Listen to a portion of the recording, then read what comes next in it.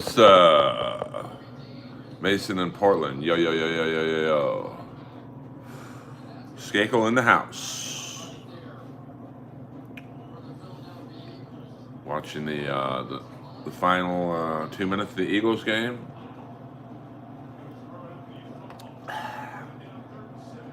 Third and 17. Goff back to pass. Under pressure. Throws it over the middle. Dirk Diggler in the house. A pleasure.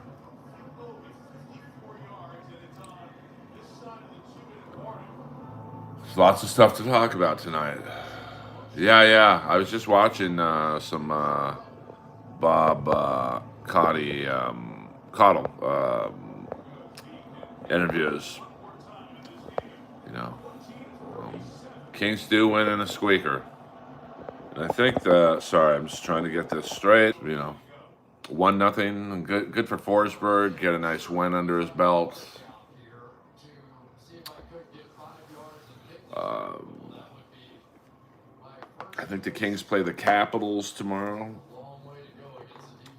I mean, they're looking good, and they signed Adrian Kempe today, my buddy. $10.6 million a year for 8 years. Pretty fair deal.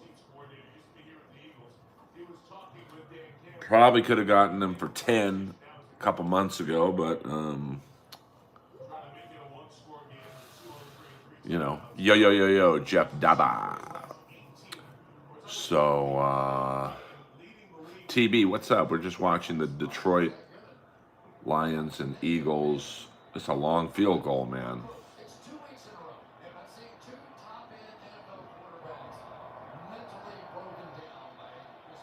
All right, here we go. 54. That's nothing these days. Damn, right down the fucking middle. These kickers are good, man. Remember TB back in the day? Fucking a 45-yarder was like, hey, man, I don't know if he can make this one. Now 54-yarder. That guy in Pittsburgh, it's like a 55-yarder is nothing for him. Boswell. Not the Nazi Party of America sent me a gift. I don't know if I should even thank you for that. Jesus. Last night was fun at the Comedy Store. I had a very good set. Someone from Vanderpump Rules was in the front row. I mean, we're going to find out if Ken Mosca in the house. So, Ken, what are you doing up so late? Let me turn down the TV a little bit.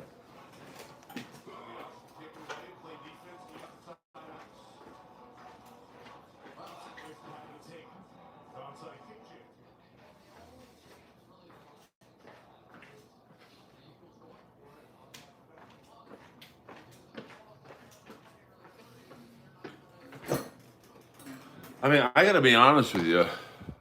I'm a Mason Rudolph fan, but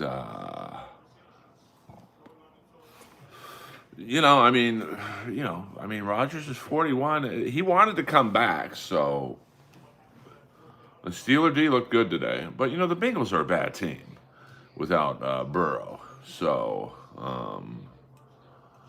Tom Dempsey with half of a foot. That was a 61-yarder, and that was like breaking the fucking 4-minute mile or whatever. I mean, Boswell had a field goal the other day. It was like 58 yards. I was like, oh, he'll get this. Freddie, we don't do the gay jokes in here. I'm sorry about that. I'm gonna see. I tell Freddie before you leave. Here's what I'm gonna do for you, Freddie. Oh, I thought it was 61. I'm probably wrong though. I need William Zoom. He's my. Oh, did he have half an arm too? Jesus, talk about being fucked at birth. But I remember. I mean, Ken, you, me, and TB. What's up, Big GMB? I want to send you. If you want the gay humor, I don't do that in here. Let's see who's live. Well, we got the Epstein Files vote. I mean, you guys can go in that chat room and shake it up. Karmic X is live. He might like the gay jokes. He plays that house music. We got Semcast with girls named Steph, Cherry, Kat, and Chrissy. Okay, I mean, if that's your thing. Yeah, Freddie, we don't do that type of humor in here. We don't do trans jokes in here. And Freddie, you're new to the stream, so you come in with a gay joke and a trans joke. So just come out of the closet, bro. It's all good. I'm too fast, baby doll. You'll never get the better of me in a one-on-one ever. You're 0 for 2. Now, here's the thing, Freddie. You don't know a lot about this show. If you go 0 for 3, you get, I don't block you, but I put you in 24-hour timeout. So the next one's a key one for you. I have a feeling it'll be 0 for 3. Okay. Yeah, I mean, I watched that too, and Joe thought it was funny. Like, I mean, that's only going to encourage William. I guarantee you, my analysis was more spot on than Rogan's. I'm not performing anywhere tonight. Yeah, I mean, show some respect, Freddie. I'm a good guy. I'm just an unknown comic with an unknown stream. Well, yeah, I mean, because I don't care one way or the other. And I love Red Band. Red Band is one of my closest comedy friends. What's up? What's up? Well, thank you, Matt. I appreciate that. But somehow you're in my stream, so like if I thought someone wasn't funny, I wouldn't go in their stream. But that's me.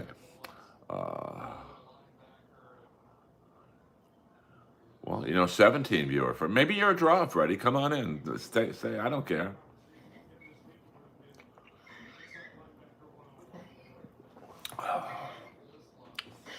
I'm sorry, Eric. I missed what you said. Yeah, I'm at the Comedy Store every Saturday night.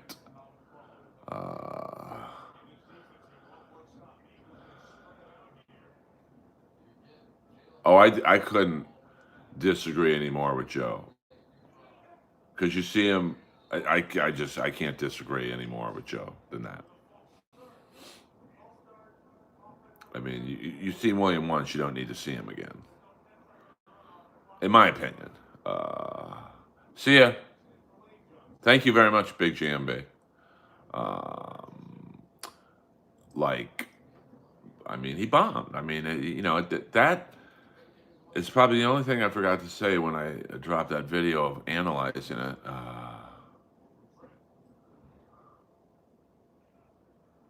Thank you, Harley. I'm not for everyone. I'm not for everyone.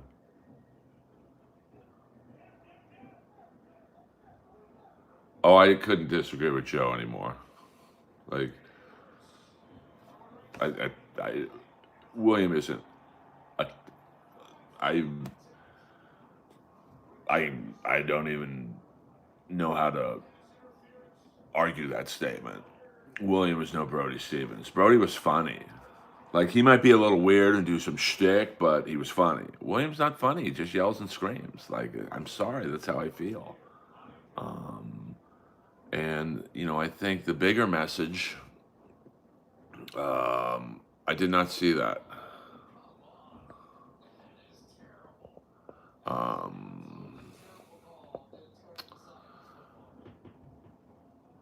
Is that video of William bombing is what happens when you see a Kill Tony comic in front of a crowd who wants stand up.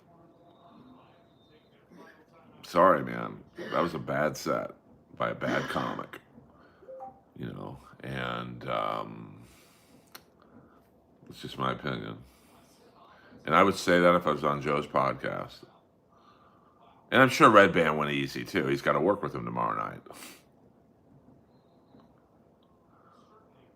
I mean, I'll just say this. I've seen him perform at the Comedy Store. Let's just say this. The crowd didn't love him. I had a friend of mine recently opened for him. Said a lot of the crowd, not the whole crowd, walked out. So, I mean, I'm sorry. I just don't think he's funny. And like I said, I mean, the best way to put it is that is a Kill Tony comic in front of a crowd that wanted a comic. It's a big difference. Now, if he does that set at Kill Tony, he probably kills. Part of the expression. But that wasn't Kill Tony. So, you know.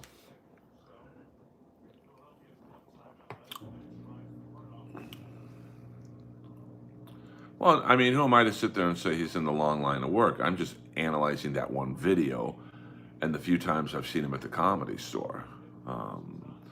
And to go on, and the other problem was, um, he went on there with jokes, or a notebook with jokes, and things weren't working right off the top, and you if you rely on your notebook, you look down. It takes you a couple seconds to see what you want to see. Then it takes you a couple seconds to read it, and then it takes you a couple seconds to say what you saw in your notebook. So that's about 10 seconds of downtime after you bombed. And you don't want to do that when you're bombing. You want to get to the next joke and just plow through until you one that hits. You don't want to go, what are you, Polynesian? Okay, that didn't get a laugh.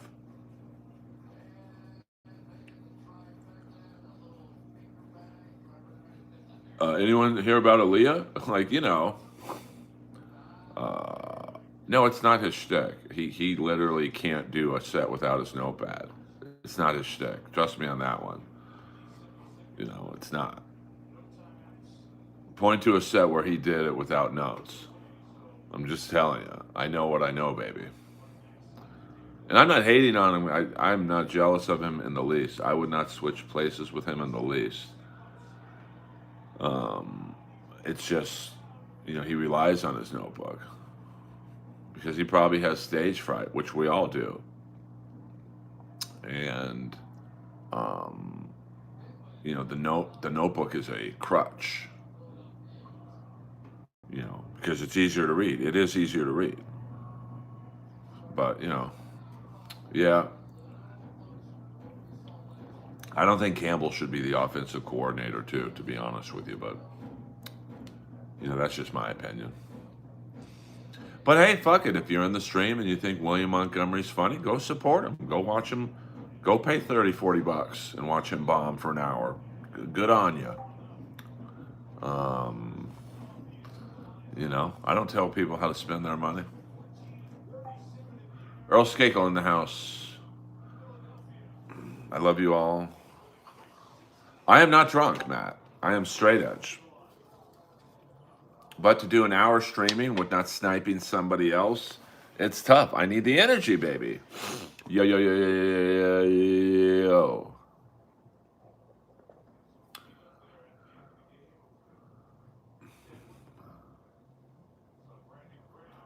I mean, I don't think David Lucas is funny. It's just a Patrice O'Neill ripoff. But SC, you know me. I love you, baby doll.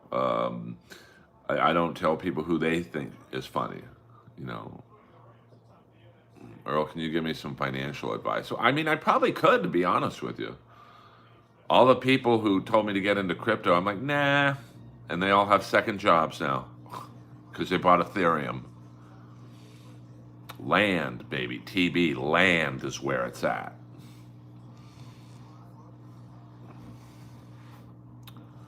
Um, so, I mean, I'm sure people don't think I'm funny. And I'm sure people, but man, I wish I could get on Rogan and talk about this bombing clip because it would be, I wouldn't just agree. Yeah, you're right, Joe. Because I know Brody better than Joe does. And although I understand the analysis of, he's doing like an Andy Kaufman shtick, William was Brody, but Brody was save lines. He just kept going back to the Polynesian line, and it wasn't funny. So move on. Do plan B. I've got probably 5 save lines if a joke doesn't work. Now, depending on what the joke was, I've got, my 9/11 save line. I've got the Michael Jackson joke, which is super fucking funny. I've got other jokes that, you can never guarantee a laugh, but I know, okay, I think this is going to get the crowd back like that.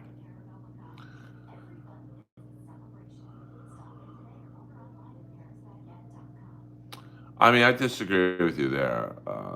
I mean, there's plenty of comics at the mothership who aren't good comics. There's plenty of comics at the Comedy Store who aren't good comics. Half of stand-up comedy is political. I mean, there's one comic who performs regularly at the mothership. They couldn't get past at potluck. Now all of a sudden they're regular at the mothership. So every club has their, Ping Dang is passed at the cellar. Like, so, did YouTube gift everyone jewels or something? I don't know. I mean, I got something from the Nazi party. Who would be a good comic to develop some get out of the hole material? Wait, who would be a good comic to develop some get out of the hole material?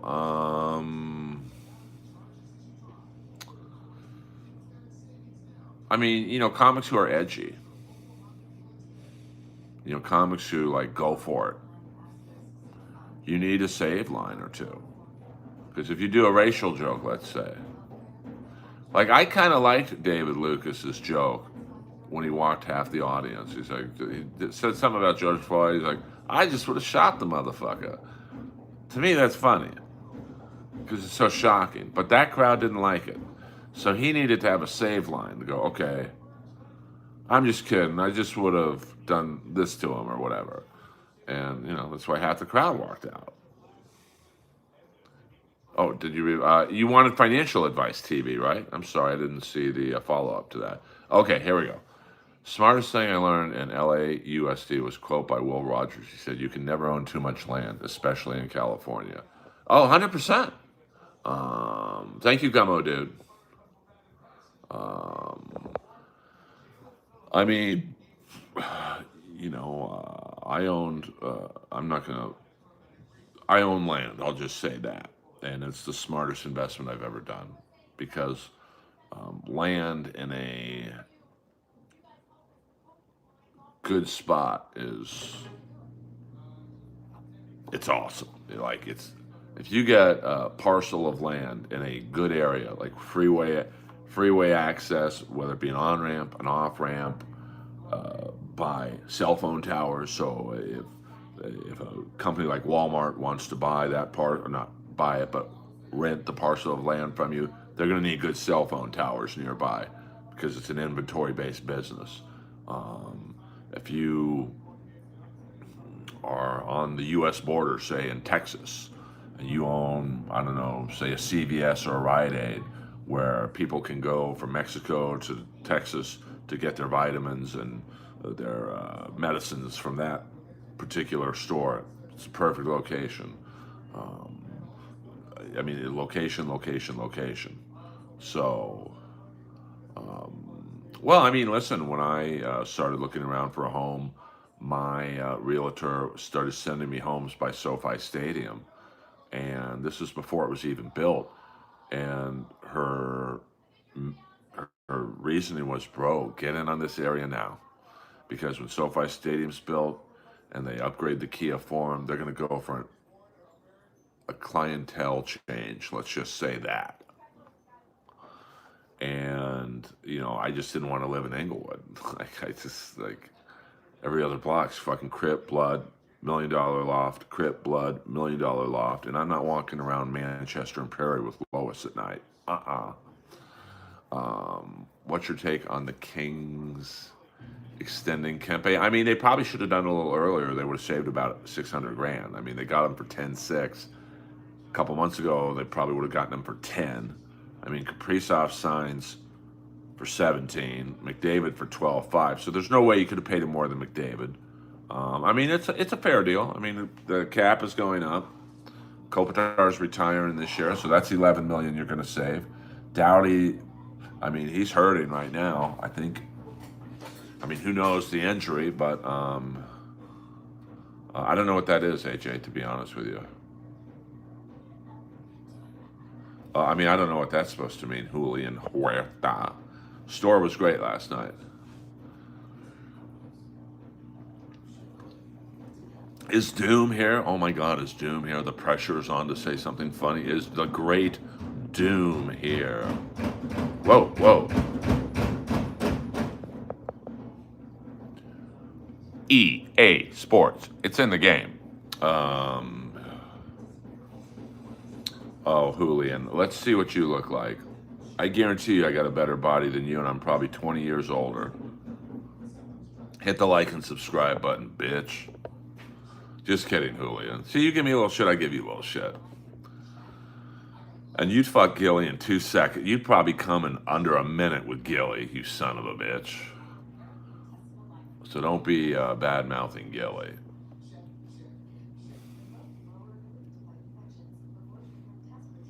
Um, well, you got me on the vision there. You got me on the vision there. I can't. Yeah, the wash. I got a lot of towels and sheets in the washing machine right now. My bad. My bad. Yeah, but land is the smartest investment I've ever done. If I could get on another big cartoon or an animated movie or whatever, I would not sell my condo. I'd rent it out because this area is only going to go up. Two condos in the building next door just sold for 1.2 and 1.6. So, I mean, I'd be a great landlord too. I mean, vintage floors, 2.5 bedrooms. The second bedroom's basically been untouched in 21 years because that's where I put all my memorabilia. We can type all caps with if you get me another animation gig, you know, we're homies for life.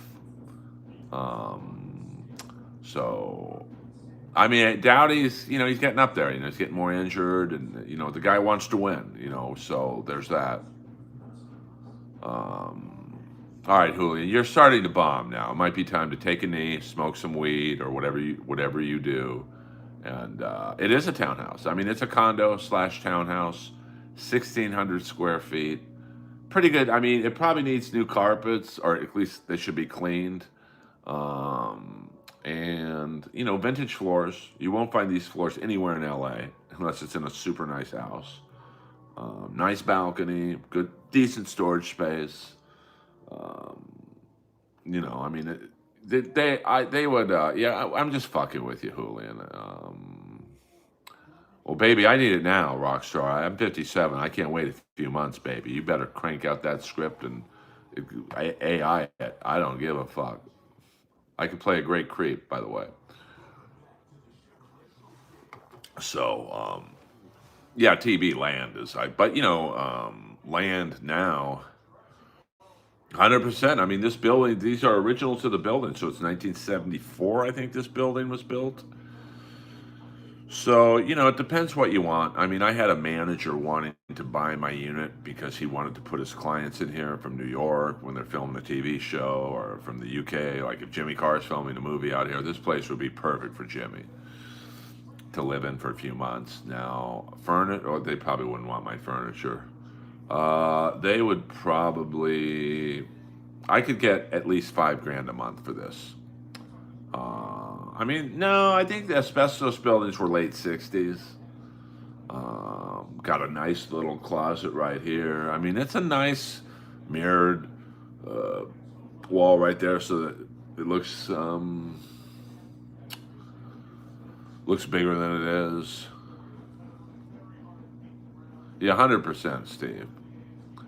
If you could if you could be blind or deaf, which one? I guess I'd rather be deaf so I could see, so I could still watch sports and appreciate them, or see a pretty girl and know what she looks like. I mean, now that would be tough. I couldn't go to concerts and enjoy the show. But, I'm just answering your question as best I can. So, Kansas City, 5-5, man. I didn't see that coming. Do you still have the house? I never had a house in Beverly Hills. Unless you know something I don't. Because I can tell you right now, if I had a house in Beverly Hills, I wouldn't be living in this condo. Um, yeah, oh, I mean, like I said, when I was dating the girl from Alabama, her parents lived in Huntsville, and kind of a rural area of Huntsville, and there was a house next door to her parents' house, 500 grand, and it was one of the most beautiful brick mansions I've ever seen in my life. Gigantic yard. I mean, no fence, so it would have been, you'd definitely have to put a fence up. And, but then you got to live in fucking a rural part of Huntsville, Alabama. So, you know.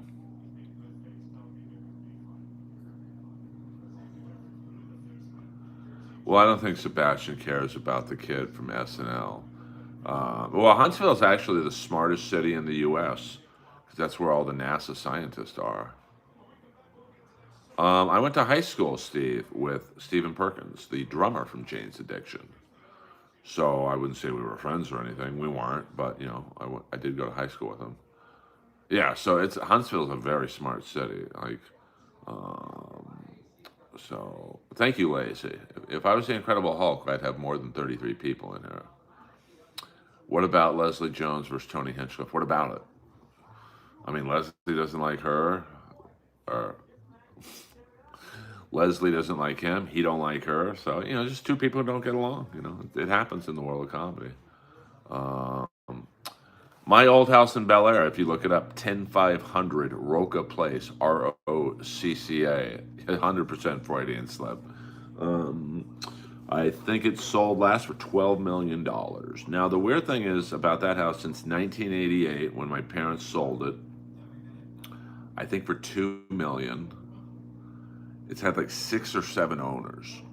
But whoever the newest owners are now, they've put some money into it. I mean, it looks a little different than when the living room looks exactly the same.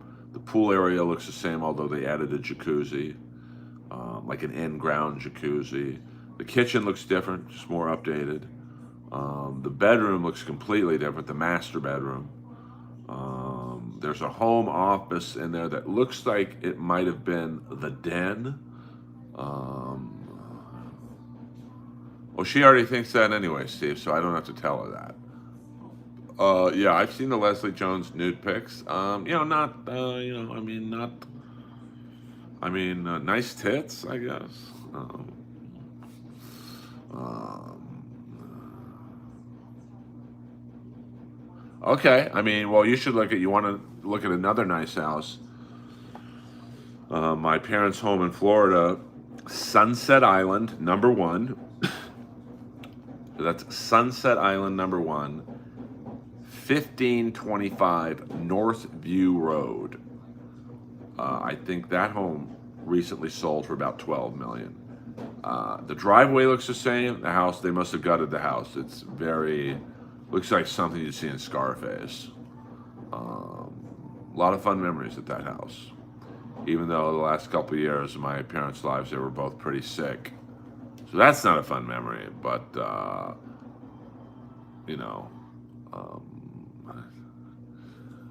yeah, well, let's do it. That could be a moneymaker for me, but I don't really have a merch site. So, um, I'm not going to be that comic who's unknown and sells merch. Oh, you think I look like Tom Arnold? Yeah, I guess. A little bit. I can't deny that.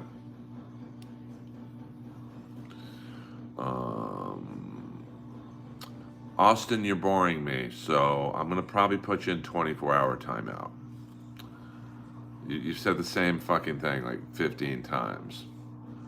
My dad he was a fucking impulsive guy. He literally just walked in and said, we're moving to Florida.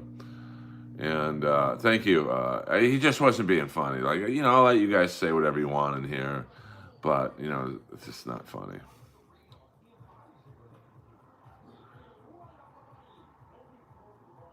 Wait a minute. Seriously, you're not Time Arnold? I don't know what that means. Yeah, Austin, we're going to send you to a Rogan's Club. You'll get along there. Pick up Jeff Dye in his Hummer in California. I'll give you his home address. No, I'm just kidding. No doxing in this stream. I know Tom Green. I co-hosted, I guest hosted his talk show a few times. It was very fun. So next weekend, Sunday Night Football, the Tampa Bay Bucks against the Los Angeles Rams. Have you ever met? Yes, John Mayer asked me what I thought of his stand-up. And that was a tough ask, to be honest with you. F. Lift Schultz. All right, you're back on my good side, Julian. You get it. Well, I said, let me see if I'm wrong here. Let me see what Joe thinks. I mean, obviously Joe knows comedy, but I also think Joe's a troll, a high level troll. I think he's trolling William Montgomery. Like, no, that was great, man. Keep at it. But I can tell you right now, and I would say this if I was sitting in Joe's studio, William doesn't have a 0.0000005% of Brody Stevens' talent. And I had someone say, well, I think Williams doing the Holtzman thing, but Holtzman's funny, And so I've never met John C. Riley. So, oh, thank you. I was trying to, yeah, Pat Dixon. I'm sure he's talking about Felicia Carmick. I'm sure he's talking about Pat Dixon. And Shuley is probably, I don't know what Shuley's talking about. Stuttering John. I'll go out on a limb and say Shuley is talking about Stuttering John. So, listen, we've all, I've got 20 people in here. I'm sure Shuley has close to 1,000, but I'm not going to talk about Stuttering John. I'd rather have 20 people in here.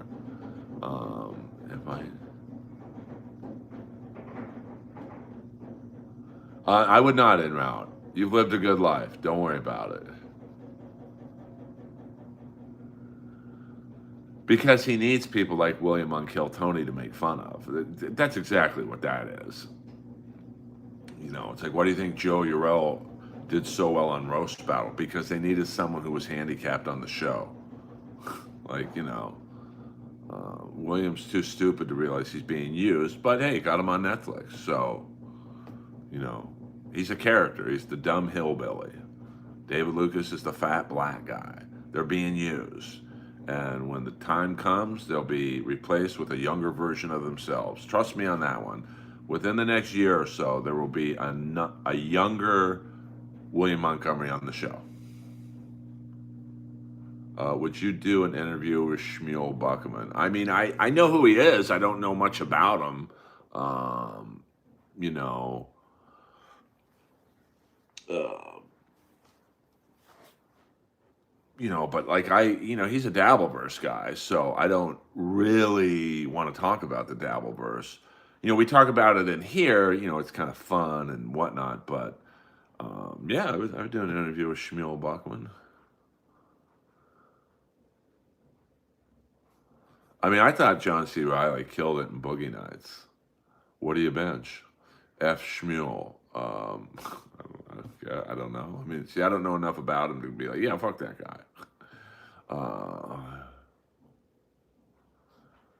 I mean, I think William's a nicer guy since he stopped drinking. I mean, he was a complete dick when he was drinking. And like I said, he even apologized to me two times ago when I was in Austin. And he approached me. I'll give him that. He had balls because he knew I didn't like him. We were in the green room, and everyone's happy that I'm there. I'm not trying to say that to like whatever, but like I'm liked in the LA comedy world. And so William came up to me and said, "Hey, can I talk to you for a second?" And I almost said, "Nah, bro, let's just just stay away from me." But I sensed he was sober, and he's like, "Hey, man, I know I was a dick to you a lot at the Comedy Store, and I should have been more respectful to you because you're an OG. I'm sorry." And so we were cool. I hugged him, but he's nowhere near Brody's shtick. Like, I get what Joe's saying to a degree, but in my opinion, there's no funny behind what he's doing. He's just yelling. Whereas Brody might have been yelling, Holtzman might be yelling, but there's funny behind it. I wasn't not a fan, but I don't know if I would say I was a fan of his, to be honest with you. Matt Lewis in the house. Tony's the perfect host for Kill Tony. I mean, whether you like him or not, and people either like him or don't. There's no, well, he's kind of okay. He is the perfect host. Kill Tony would not be good with someone else hosting. So, have you seen the Eddie? No, I probably won't watch it. I'm a fan of Eddie Murphy, but not enough to watch a documentary about him.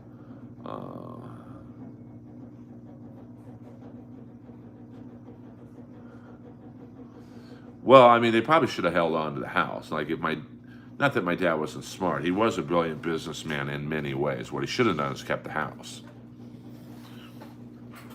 and either rented it out or, of course, hindsight's 2020. But even the version of the house that I lived in, it was a fucking nice house. I mean, you had, let me see how many bedrooms it had. One bedroom downstairs, two, four bedrooms upstairs. So it was a 5-bedroom home, big backyard, beautiful foliage. You had a guest house, so 6 bedrooms total, I guess you'd say. Great pond. We had ducks and all kinds of shit in that pond.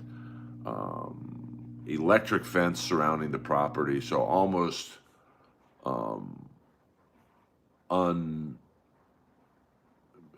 no house is undefendable, but very hard to break into. Great garage, probably at least a 3-car garage, tons of street parking, Bel Air patrol. So, the odds of a break-in were pretty low. Should the Raiders trade stadiums with the Chargers? Earl the realtor. Well, I do know a lot about real estate because I was forced to learn about it. Yeah, Redondo in the 60s, if you held on to property, it's probably 10 times the value. Do you watch Sam Kinison? Now, I don't watch comedy, to be honest with you. Why is your computer purple? It's just the reflection in the mirror. Dr. T. David Schultz, absolutely. The Bel Air property, now they've updated it, so, they probably, from the $2 million version that my dad sold it to now, it probably,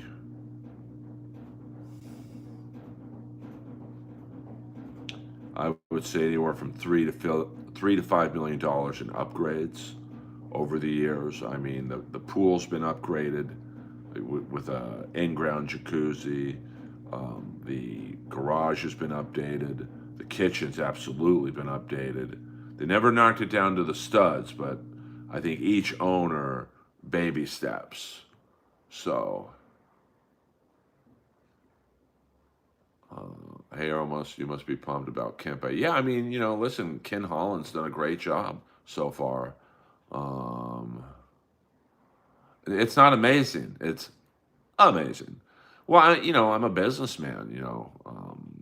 I have a life outside of comedy that, I have to be knowledgeable in real estate. I'm not going to tell you guys exactly what it is after being doxxed a couple weeks ago. I'm just going to keep my personal life personal, but let's just say I have land and you have to fucking, it's location. Hey-o! TB with a little funny there. It's a fascinating, especially in LA, TB knows my area. I'm in West Hollywood. You see Melrose is chock full of businesses that have a J-Lux for lease sign. Sunset Plaza used to be a thriving 80s, like every celebrity in the world would go up there to eat at Chen Chen or La Dome, several other places. Le Petit Four just went out of business, Sunset Plaza. Property taxes definitely get you in LA, but if you're smart about it, like my property taxes for my condo, I roll in with the mortgage, and I did it in a way where I'm saving a lot of money. My mortgage and property taxes is less than most people's rent, but I also put half down. I was in a financial position to do that, so that does sound like a Brody joke. So, I don't know what skake and bake means. M.A. White.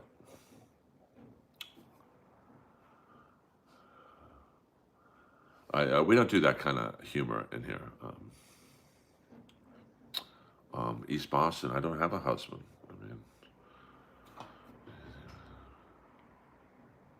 It's a tough one, if you're living in the Palisades, you've got the money to rebuild, but you probably I'm telling you, man. I know a comedy friend of mine. His parents' house was burnt to the ground. I mean, the literally the only thing left was the chimney. So I don't know. I mean, it depends on the attachment you have to the area. Um, Thank you, MAY. Thank you. Yeah, I mean, construction. I mean, on a million. I mean, I don't know. I mean, like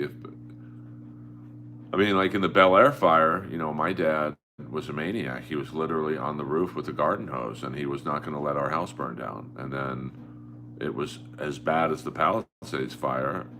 We were literally one of the few homes left in Bel Air, and then Bel Air became Bel Air. So if it's a long game in real estate. We bought some land recently, and at the time it was just in a unincorporated area. It was just swampland, and we get into the land, and little by little, businesses started to come into that area, and it was a very good investment. Let's just say that. Bel Air fire was in the '60s. So, how you doing, ma'am? Okay, I see what you did, Olaf. Not funny, but I see what you did. I mean, you should write for William Montgomery. Hello.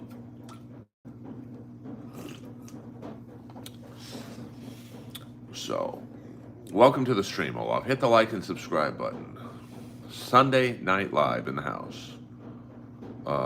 Thank you, sweet Richard. I appreciate that. And if you guys are ever in Los Angeles and you're in town on a Saturday night, come to the Comedy Store on me. I mean, my dad was not letting that house burn down. I can assure you of that.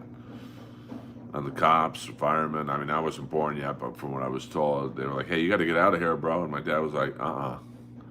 So, we were basically first up on a startup, and then Harry Nilsson builds a home. Elvis, he didn't build a home, but, that home was built for Elvis, basically. We got James Caan down the street, Kareem down the street, Elkie Summer, very famous actress down the street, Barry Manilow down the street. I mean, little by little, it just got bigger and bigger and bigger. And here we are. Our house looked like the fucking Addams Family compared to these mansions. But you know what? We were there first, bitch. So, yeah, I mean, my ex-coworker. Oh my God! I mean, those parking lot, and those parking lots in downtown LA are interesting because the land alone is worth millions, but it's great steady income. Imagine if you're by crypto.com arena and you have one of those outdoor parking lots. I mean, what the Lakers play, let's say with playoffs and whatnot, 50 home games a year, 50 to 55 home games a year. Kings play, if you include preseason, and if they make the playoffs, and 45 to 50 playoff home games. So that's 100 days out of the year, you're making a couple grand a day. And then you've got other, concert events, and people who work in downtown pay for parking, and like it's probably make a couple $100,000 a year, or you could sell it for a couple million. It depends on where you're at financially. What is this? The Jim Cramer Money Hour? He got a lot of male visitors. I remember my mom took me over there once because she was friends with him. And I swear to God, even as like a 10-year-old kid, I was like, where's the girls, man? There's a lot of dudes. Lots of dudes. Well, look at the houses in the, what is it? Would that be left field in Wrigley Field? The houses that overlook, left field. Imagine, those owners rent that house out for Cub games. So it's all about location, location, location. That's why one of the businesses we bought, we all went down there, and it was like this particular business was interested in renting out the land, and we had to go because it was an inventory based business. We go, okay, how's the cell phone towers? Um, is it by an off ramp, on ramp on the freeway, so their trucks can basically pull in from the freeway? And it hit every check mark, and it's an investment we'll never get rid of, ever. Because even if our current tenant leaves, another tenant will swoop in within a day of them moving out. Like, it is the perfect investment. Maybe you should try contacting Barry. You think he'd remember you? Probably not.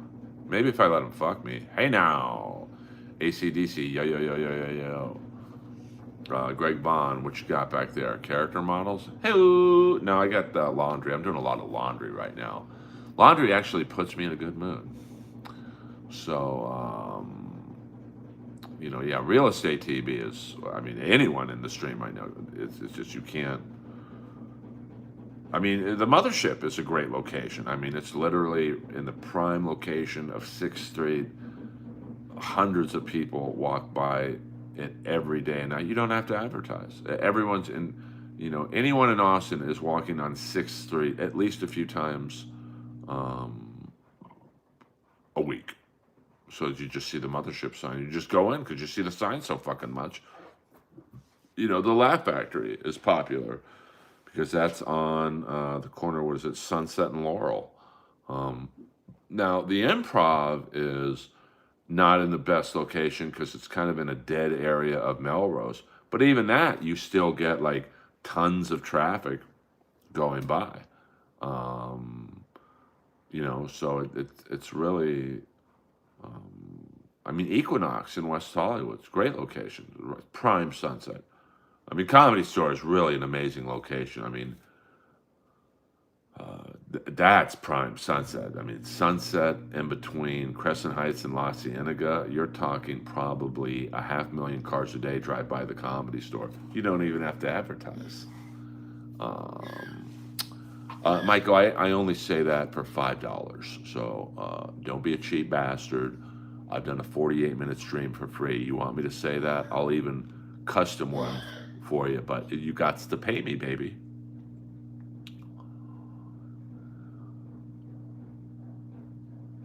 Oh yeah, I mean, sorry, baby, that's the price to pay to play in here. Yeah, I mean, land. If you can buy a big parcel of land, you could rent it out to a Walgreens, a Walmart, a CVS. Well, maybe not Rite Aid anymore, but whoever. I tell you what, if you Google Earth Sunset in Fairfax, and you see where the Rite Aid was, that's a nice fucking land. I mean, that could be turned into condos. Could be turned into another. CVS could buy it. I don't know if they would do that because they have one down the street on Beverly and La Cienega, so that might cut into their chunk. But Fairfax and Sunset, I mean, that's prime, just on the border of West Hollywood. Could be a Home Depot, could be, I mean, it's a big lot, so you could definitely turn it into a high-rise condo. I mean, that's an area that's on the uptick because there's, on the northwest corner from that abandoned Rite Aid, they just built new condos. So that's an area I don't know if I'd want to live in that area because of the traffic, but I would as a possible investment. But that, I would guess that abandoned Rite Aid with a huge parking lot, just the land alone is probably, wow, I don't know. I mean, 50 million. I mean, that's prime Sunset. So yes, hit the like and subscribe button. I don't ask you guys for much. I let you trolls come in here and say your thing, and then, yeah, Barry Manilow is alive. Yeah, I mean, it's a great location. I mean, and the Rite Aid building's pretty nice. I mean, I was in there many a night. Yeah, I mean, all the Rite Aid. There's a Rite Aid in Larchmont, a small Rite Aid, Larchmont Village. I know TB knows where that is. um, where I mean, I'm gonna guess either a new soup. You could put a Ralph's there, a big supermarket chain. An Erewhon might be well there, but they're building an Erewhon where the old Sprouts was, right down the street. So, well, that's nice to bring up my mom dying. Jesus Christ, this is why most good comics don't stream. There's shit like that. You bringing up my mom dying, you fucking cunt. Um, boy. So we're doing about another 10 minutes, guys, because I sense the idiots are coming in. Um, I mean, Hooters, there's a Hooters that did not do very well on Hollywood Boulevard.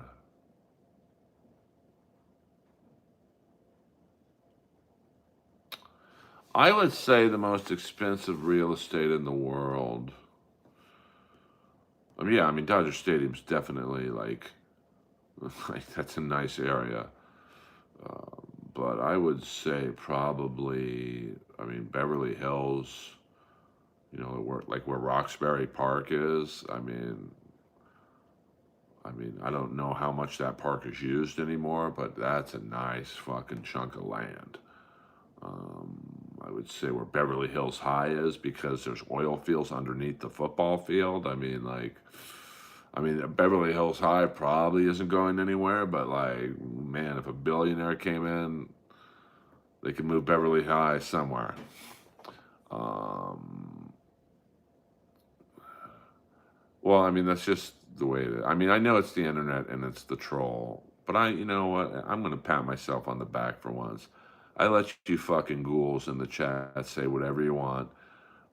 My moderators, they can all vouch for this. I tell them don't ban anyone unless it's an N-word tower because it's just not funny to me. And then some fucking twat comes in here bringing up my mom dying. I mean, unbelievable. Nice fucking life you have. Sorry about that. What about Joshua Tree? Is that a good? I mean, it's not that it's not valuable, but me and TB are bringing up um what's the most valuable piece of real estate? Like if you're a billionaire, if you're the Prince of Brunei, and the Bel Air Hotel, that plot of land, yowza, that's prime Bel Air. Bel Air Country Club. The Bel Air Country Club might be the most valuable real estate in the world. Just that plot of land, prime Bel Air. Beverly Hills Hotel, which I believe the Sultan of Brunei owns both the Bel Air Hotel and the Beverly Hills Hotel. I mean, those are wow. I mean, just the plot of land. Forget the business, but the land. I I don't even know what that would be worth. In Bel Air Country Club, an 18-hole golf course, full size. It's not like it's a putt-putt course in the middle of, I would say, all the homes that line the Bel Air Country Club's fairways, minimum $10 million, and some are as high as $100 million. The Hilton House, for example. Um,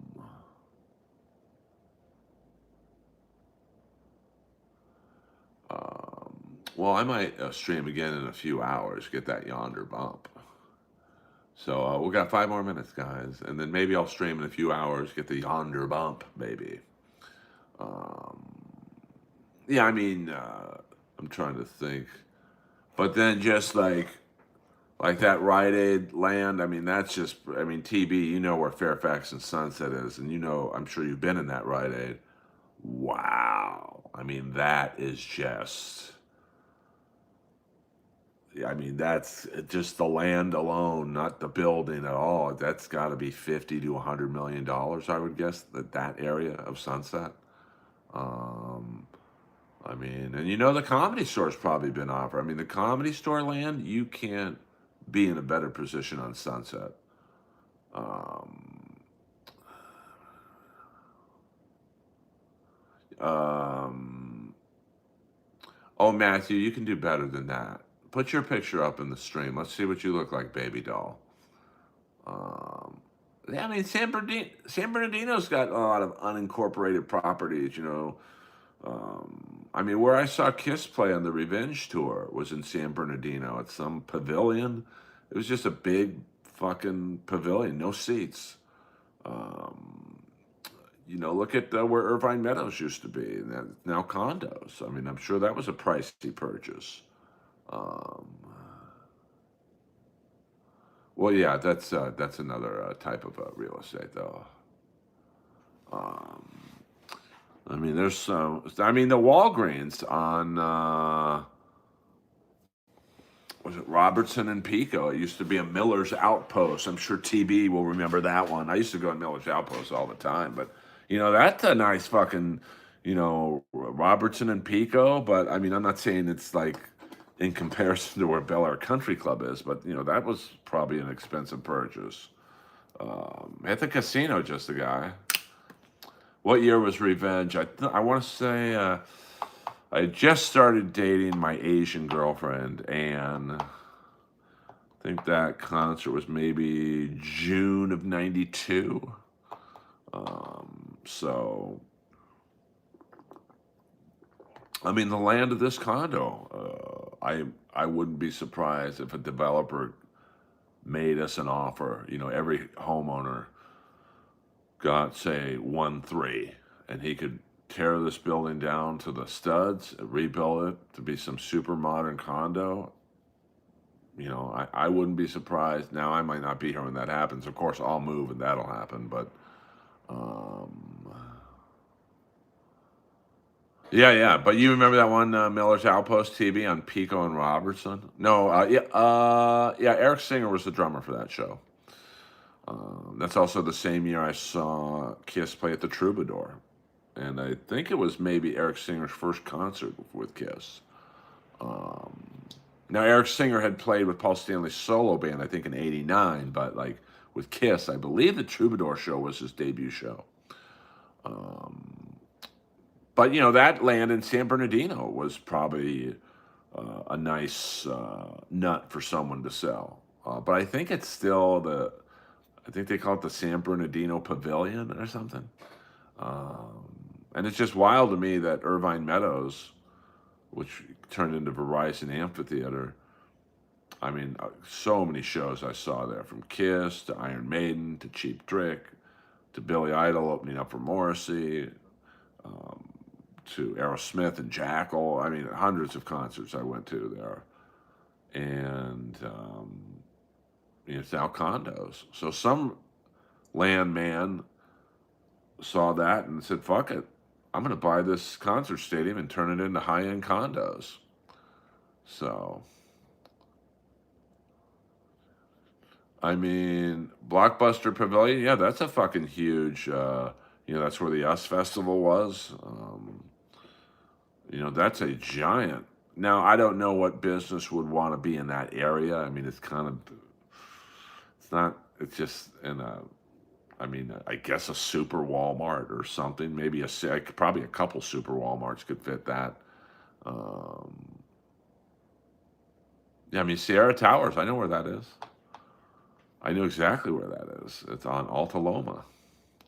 And, or that might be the one above Sunset. Um, let's see where Sierra Towers is. Because that might be the one by 9,000 Sunset. Sierra Towers, West Hollywood.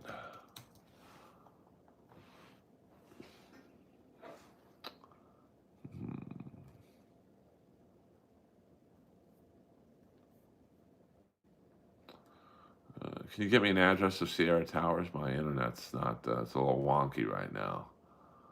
Um, but yeah, I mean, 2.7 million for a condo. And here's the crazy thing: the homeowners' dues are probably 1,500 to 2 grand a month there. So even if you pay it off, you're still paying 1,500 to 2 grand in HOA fees.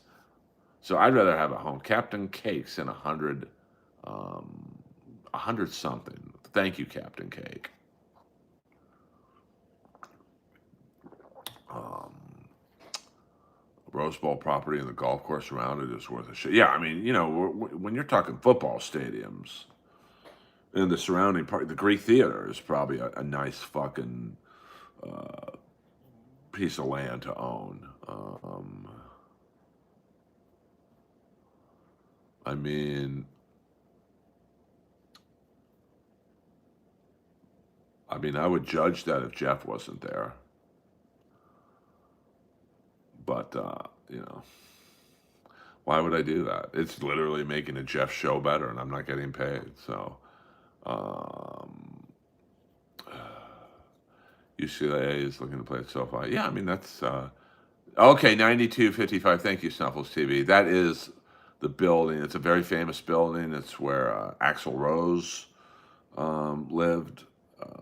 I mean, a lot of celebrities live there. I think Ace Frehley lived there at one point. I mean, you're talking. Hold on, let me get my iPad out and see what's for sale. And see, Tom Brady is the GOAT. I mean, I'm a Steeler fan, but like, there's a reality there.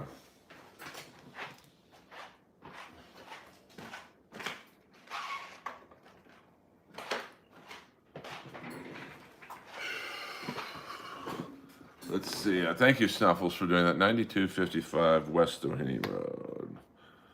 I mean, that is a nice plot of land, Sierra Towers. But now, if you're a multi-millionaire and, you don't care about $1,500 homeowner fees, but let's see if anything is for sale. 9255 West Doheny. All right.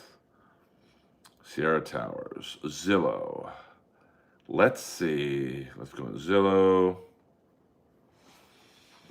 See what's for sale here. Available units. Oh, wow. There's some available units that aren't. Here is a unit. Let's go to the most expensive unit. Unit 2701, $4,695. Unit 1901, $7 million. So let's go to unit 2406, $8 million, 3-bedroom, 4.5 bath, 3,400 square feet. Here are the homeowners for that. Well, all right, why don't you guys do this? Why don't you guys on X and Instagram say we want Earl on Kill Tony? And then we'll see what happens. This is where the fans can help. All right, 41 pictures here. Let's see what $8 million gets you. Plus, all right. Oh, wow. That is... All right, well, I guess we can do this. Okay. All right.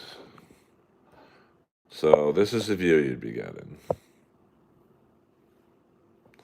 Move it a little closer here.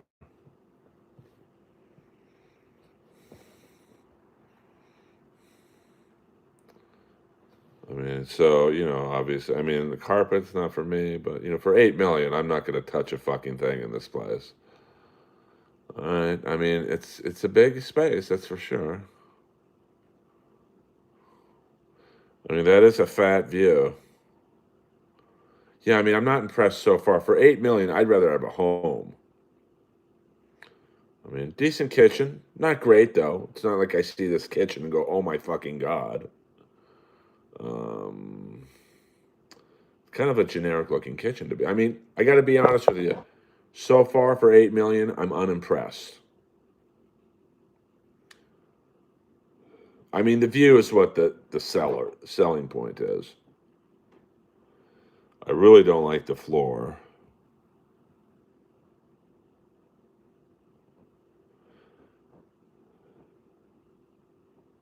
Yeah, the view is the selling point.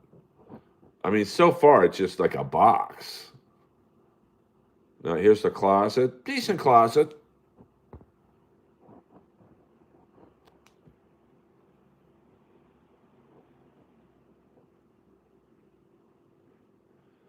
Nice balcony, but it's not like it's mind-blowing, to be honest with you. That's what you're paying the $8 million for right there.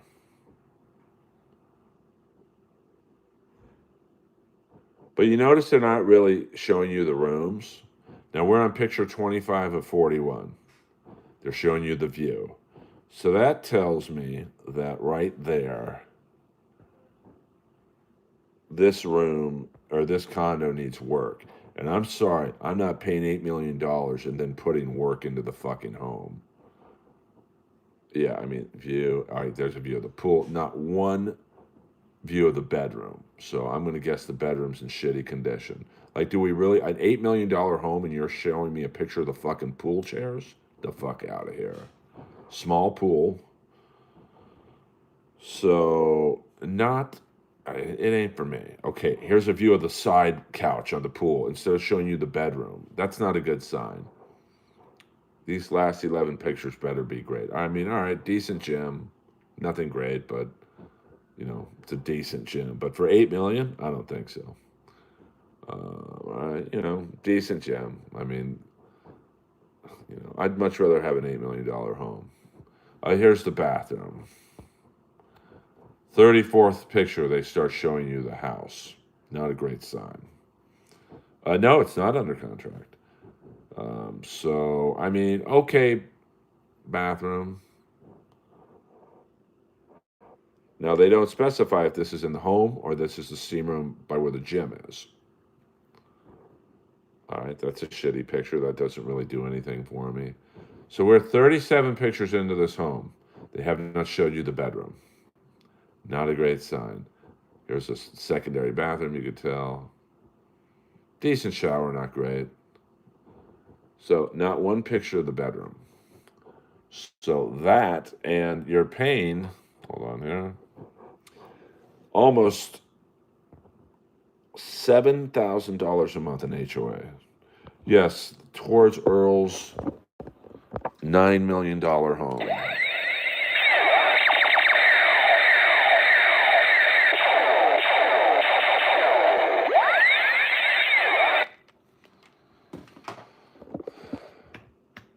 And my iPad just went out. So that's what $8 million gets you, babies.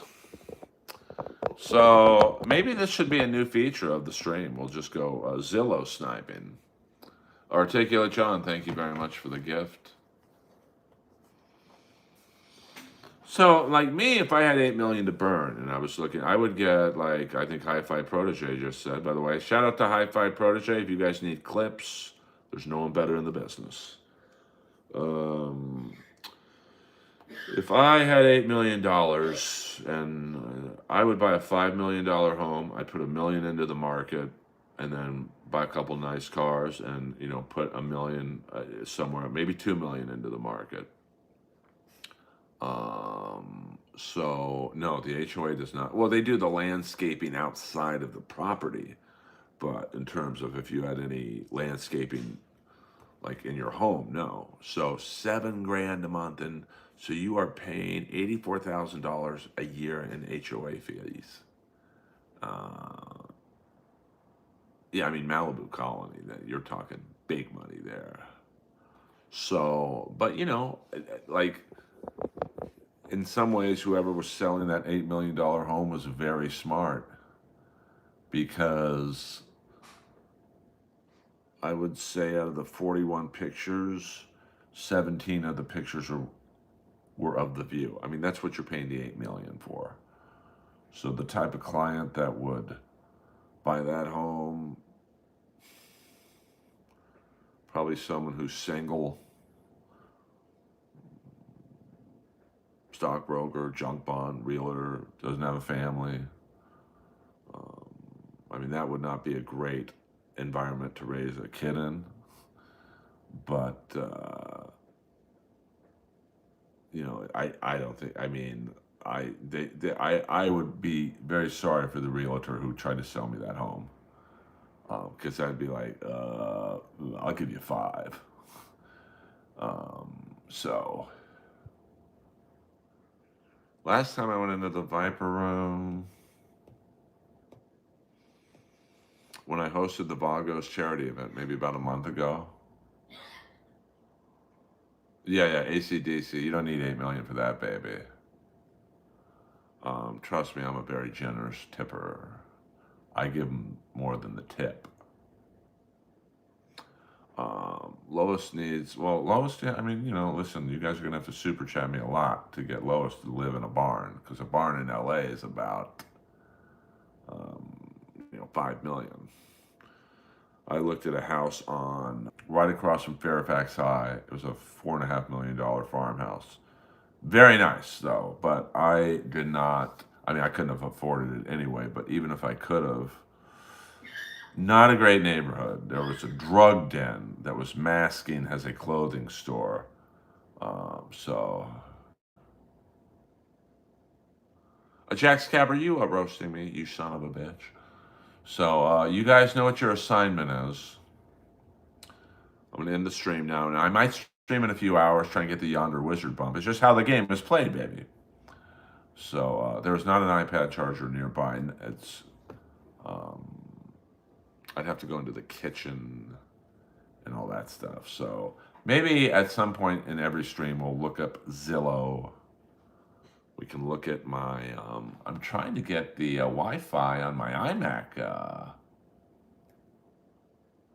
Let's see if this works.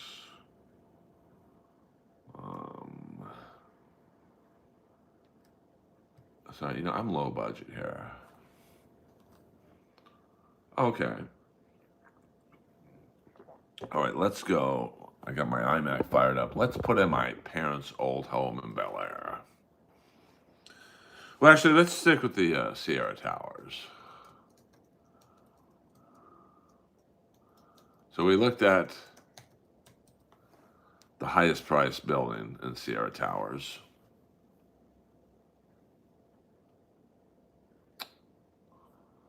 Yes. Okay. Let's see.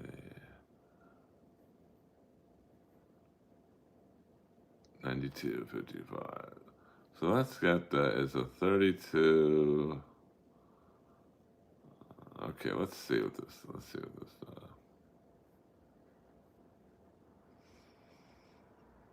I mean, who's lived at Sierra Towers? Let's see. Sidney Poitier, Cher, Elton John, Sandra Bullock, Lindsay Lohan, David Geffen, Joan Collins, Matthew Perry, Courtney Cox, Vincent Gallo, and many more. Will you be next?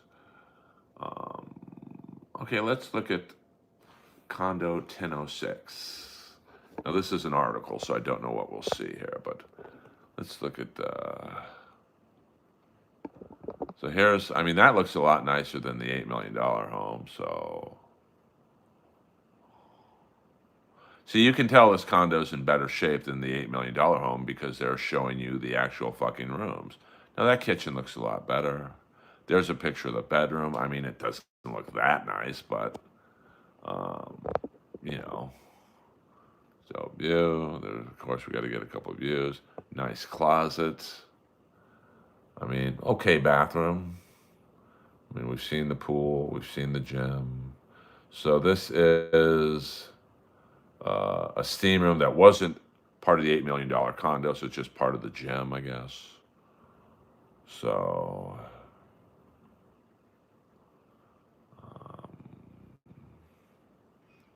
I mean, this is what you're paying for.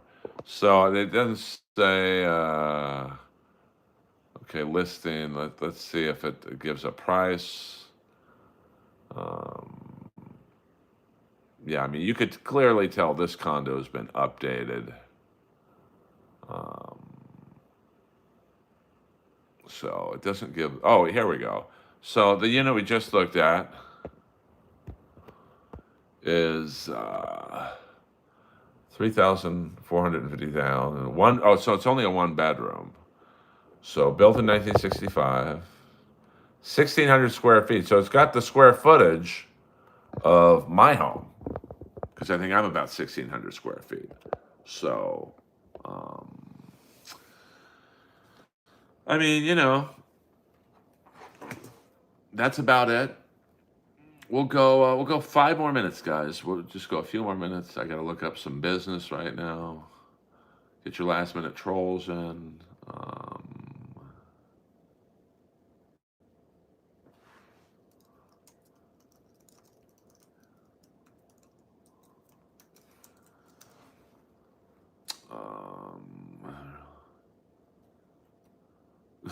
You got me on that one, Jax. You got me on that one. That's a fact, Jack.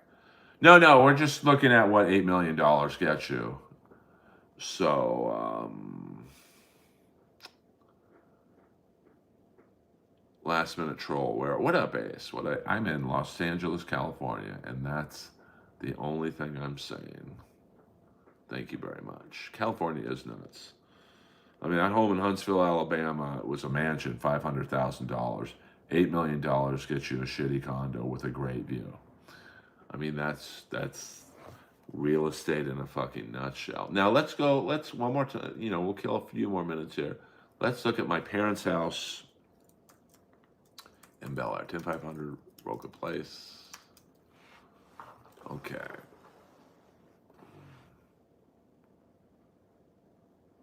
Chaz's. You mean Chad's? I mean, hold on. Let's get to that in a second. We might go along. So here's my childhood home. Let's get to the pictures. I mean, you can see. So there's what my childhood home looked like. Okay, let's. So that's like a drone shot, I guess. I walked up that doorstep many a time. Let's pull the camera back just a little bit so you can see the full thing. Now it looks a little different. We didn't have this black gate here. You could just walk up to the door. So this, you can see where the mouse thing is. This was an electric fence when I was growing up. My parents made money, honey. So there's yes, OJ lived. So there's the front. Now it kind of looked like this. Now my room, if you can see the mouse pad, was right up here. So definitely we didn't. Well, we did have marble floors. We had checkered marble floors. So I mean, it's definitely did not look this nice. So and this is the living room, which kind of looks the same, to be honest with you. This is where we had Christmas, and it was fucking awesome. This room looked like a department store. Another shot of the living room from the reverse angle. I mean, it really is an awesome house. Here's the dining room where we had many a family dinner. Rudy Bog is here, so we are open to Dabbleverse questions, but we only have a few minutes left. So this is the backyard. Now this is where the pond was when I was a kid, but clearly they renovated that. And that right there is the guest house. Here's the kitchen. I can assure you the kitchen did not look this nice. Oh, we don't have to get into the servants because let's just say if ICE was around. Yeah, anyway. It was a different vibe back then.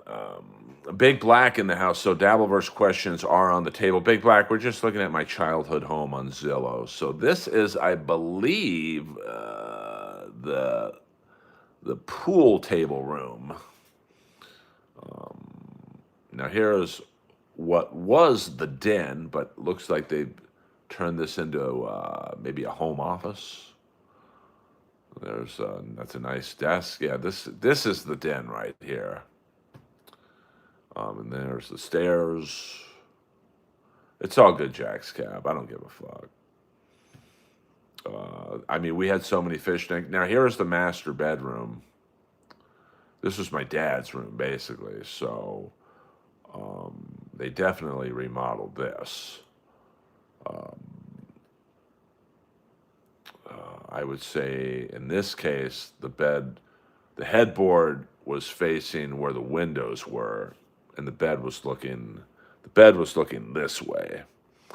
And it did not have any it had maybe small windows, but nothing so they definitely, like I said, they probably put $3 to $5 million into this home from when I lived in it. I mean, this is the bathroom. We did not have a bathtub like this. And you know how many times I played in this fucking.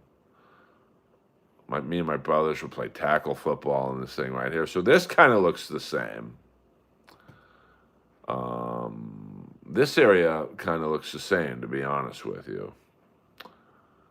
And let's see. Yeah, I mean that area. That looks the same. Kind of the same. Now the pool looks actually a little. Well, yeah. This is so. If you remember, I said the whale's jawbones were the seats. So the whale's jawbones were the length of this pool. So, length of that pool. Other than that, it looks the same. I don't think they've done a lot of difference to the pool. It's like a dog run, I guess. So the foliage is really pretty amazing. And yeah, I mean this area kind of looks the same. I mean that is the same pool steps. So the pool has basically been untouched. And when the Kennedy cousins would come over, them and my brothers would jump off the roof and land into about the middle part of the pool, which wasn't that deep. I can't. Yeah, I mean, yeah, as you can tell, like God forbid, a fire would chew up this home in 2 seconds, because behind this, it's a lot of dried bush. So yeah, my dad killed a whale. We'll get to the Chad question in a minute. I mean, the landscaping and maintenance is probably 10 grand a month on this home. Yeah, I mean the pool looks the same. Now this jacuzzi was not there, so they definitely absolutely. I will check that out. So you could see the whale's jawbones went from here to the end of the pool, and people would sit on them.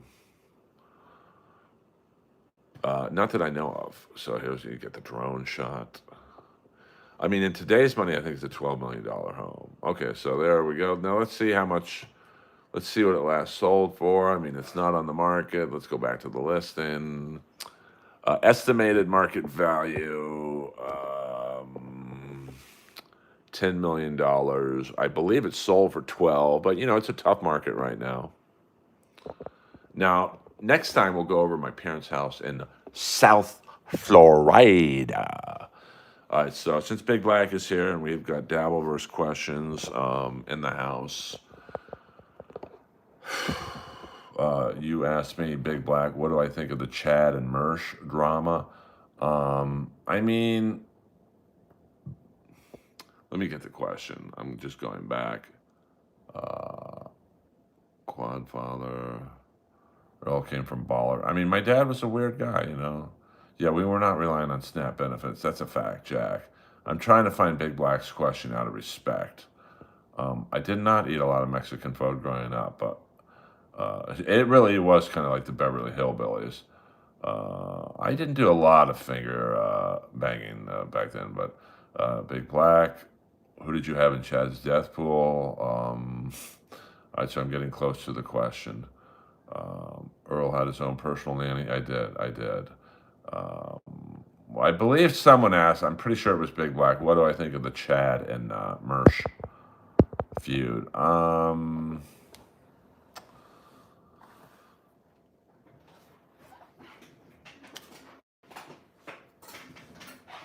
mean, I don't know. It's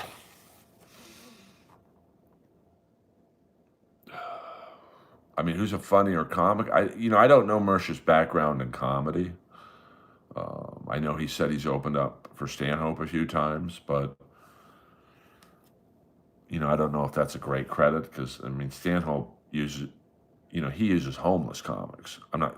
Mersh seems like he has money, but like I'm just saying, I know a few comics who literally opened up for Stanhope and went to sleep in their car afterwards. So, well, we did bury some dogs on the property, so It's always been my fantasy to buy the house and live in it. But I'm not exactly, when you're making $1.99 for a 90-minute stream, you're probably not going to be in a good position to buy the home. Um, well, I like to give you guys more. Uh, you know, we hit a flow, and I just keep going. So, um, let me see here.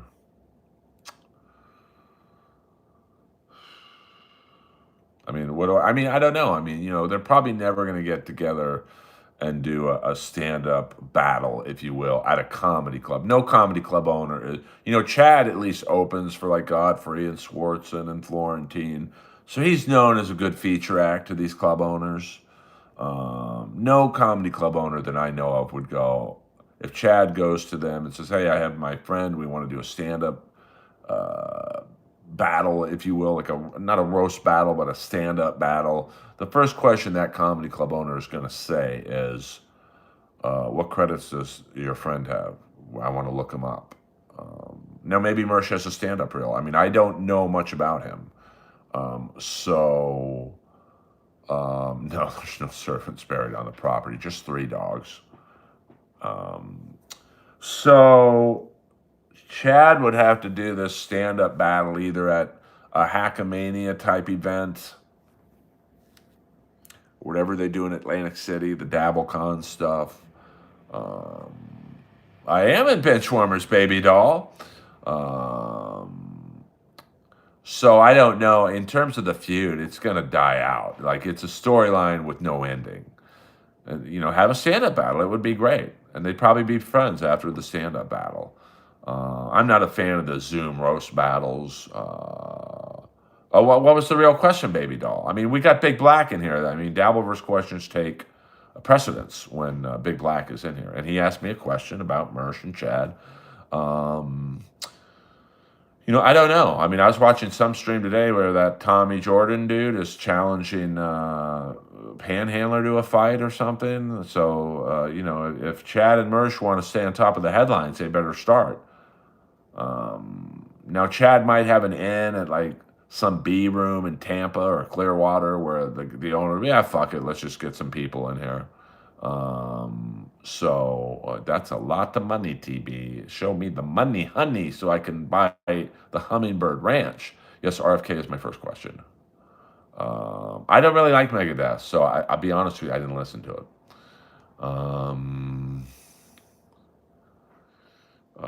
Let me see.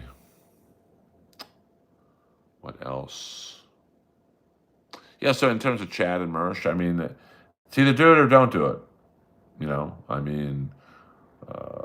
I guess you could go on MLC and do a Zoom roast battle, but I don't like those. Jeff Dye. Oh, did you have a Jeff Dye question? I mean, Jeff Dye is certainly controversial. Put out a GoFundMe for a move to Austin, but it's tough to ask for a GoFundMe project when you drive a $100,000 Cybertruck. And Jeff tours the country, so I'm sure he makes good money. So I don't know if he did it as a joke. Like, I put out a GoFundMe once just to see how stupid people would be to give me money. Um, and people donated. I literally said, I don't need your money. I just want to see how dumb you guys are to give me money. And like, I probably made, why they took it down. So I think I had like 1,500 in it. Now, if I put out a GoFundMe for a special, I think I could get 100 grand. I think people would donate to that, but I'm going to pay for my own special when I want to. Yeah, I know. 384-month financing. Well, I don't know if Jeff was doing it as a joke or if he was serious, but Jeff isn't well liked by a lot of people because he's a good-looking guy. He gets pussy. He gets good gigs. So comics can't stand him because they're jealous. And I'm sure regular guys, I wish I was this guy. He dated, this girl from WWE. He was on an episode of Hell's Kitchen. He's on Gutfeld a lot. So I don't think Jeff is gay. Like, you guys love to throw out the gay thing. Jeff does quite well with the ladies. So, and we're not even that great of friends. So it's not like I'm standing, set was great last night. It was awesome. Yeah, I mean, well, I mean, some big homes, that home, Gigi Hadid's dad's the one. It was like he won 150 million for it, and he ain't getting that. And that's right above my old parents' home. I think my comedy would do great in um, New York. I mean, I've been told, I've done comedy in New York, and they keep it real there. They're more into the comedy than being an Instagram model with big tits. Uh, I don't know who Lynn Billings is, to be honest with you. Thank you, Coconut Head. I appreciate that. Thank you very much. Yeah, I mean, being straight is the new gay. Like, you tell people you're straight now, they're like, what? See, I see what you did there, Matt. You did a B word tower. Um, so, I don't know who Matt is in terms of, what do you mean? Uh-oh, Matt is here. I mean, I think in America it would travel well. And I think I would do well in the UK and Australia. Japan, I don't know. But roast battle does well in Japan. I mean, that's a big thing in Tokyo right now. So, um, I don't know. I mean, I never really bomb anymore. I've certainly bombed in the past, but like last night at the Comedy Store, it was a very young crowd. So, my references are 80s based. So you would not think that my references would go over with a young crowd, but it's how I do the jokes. People like there was a girl, front row, very good looking girl. She's the blonde on the new season of Vanderpump Rules. She got to be in her early 20s. She was in hysterics the whole night. Now I'm 57. She's probably, let's say, 23. So 34 years age difference. And she got all the jokes.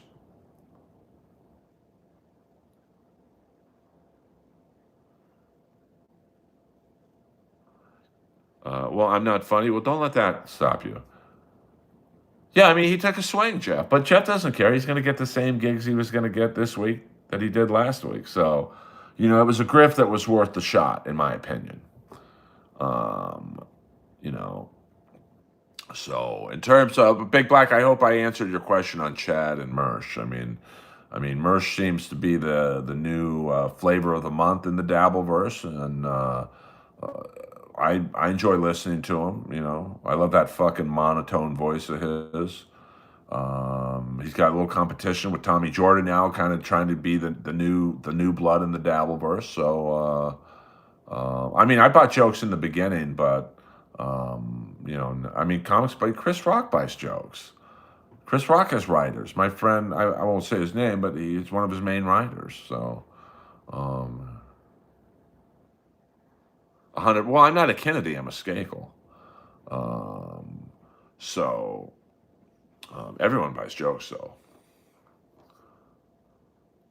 I mean, like I said, ACDC. I don't know a lot about Mersh. I know, like I said, his stand-up background is that he opened up for Stanhope, which is a cool thing, I guess. Um, so, I mean, I would say Chad's probably the more seasoned comic. Earlverse Mersh, nah, I'm good. Like, I don't. I if I don't know him, so I don't have any ill feelings towards him or good feelings towards him. I just, so I gotta, me and Jeff Ross would be a great roast battle because I would come with about 100 fucking jokes, um, and I know Jeff would just pay ex-girlfriends to write his jokes for him, so he'd have some good jokes. Um, that would be you would see a true Earl in that battle. But me and Mersh, like I don't know his first name, and he doesn't know me. It's not like I'm super famous. So I think Mersh and Chad is a great, um, because Mersh hits Chad where it hurts, and I mean, but it's got to be done in person.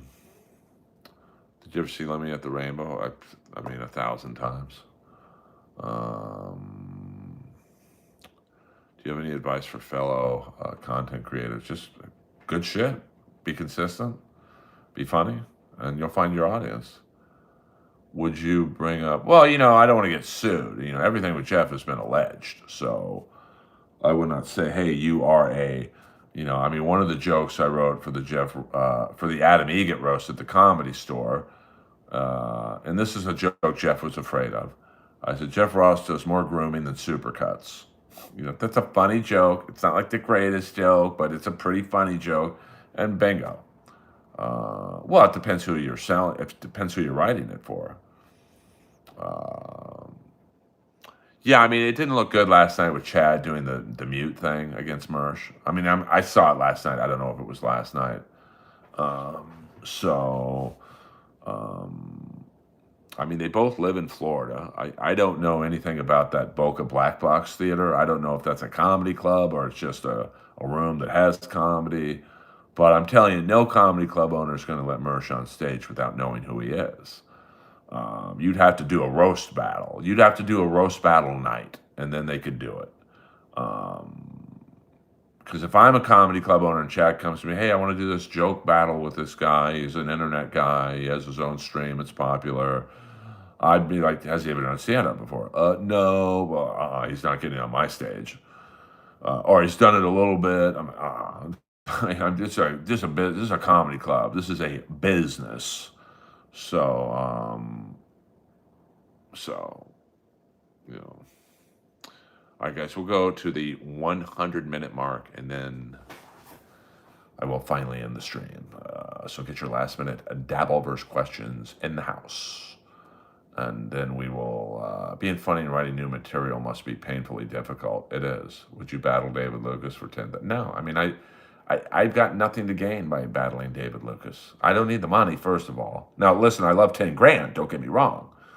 It's good. I don't need the money. I want the money. There's a big difference. But you got to look at SC from my point of view. In Roast Battle, I went 4-1 on international television. I beat Jesse Joyce, Comedy Central's #1 roast writer. I beat Jimmy Carr, who's probably the most famous comic in the world, worldwide. I beat K. Trevor Wilson, a Canadian legend, in Canada. I beat Tom Ballard, who killed Hinchcliffe in the untelevised season. And although I lost to Sarah Tiana, it was under very tough conditions. I'll just say that. So if beating Jimmy Carr did nothing for me, what the hell would I battle David Lucas for? There's nothing in it for me. It would not be good for David because I go personal when I battle. So if you sexually assaulted someone, I'm going to bring it up. If you had an abortion, I'm going to bring it up. If you cheated on your girlfriend who's in the room or on the panel, I'm going to bring it up. That's my only rule with roasting. If it's true, it's on the table. So, who would you rather make love to, Peak Julia Roberts or Jet Ski Johnson? I think of Jet Ski like a sister, so I'll go Julia Roberts. I would not battle David Lucas because it would mean nothing to me. I don't respect him as a roaster. I don't respect him as a comic. I don't respect him as a human. So it would mean nothing to me. Beating him or losing to him would mean zero to me. So, Mr. Kill Everything. No, I would not battle Mr. Kill Everything. All right, you guys, I love you. I'll stream in a few more hours. Rick Glassman isn't really, it's not that he's unliked. He's not liked, he's not disliked. He's just there. Earl Skakel over now.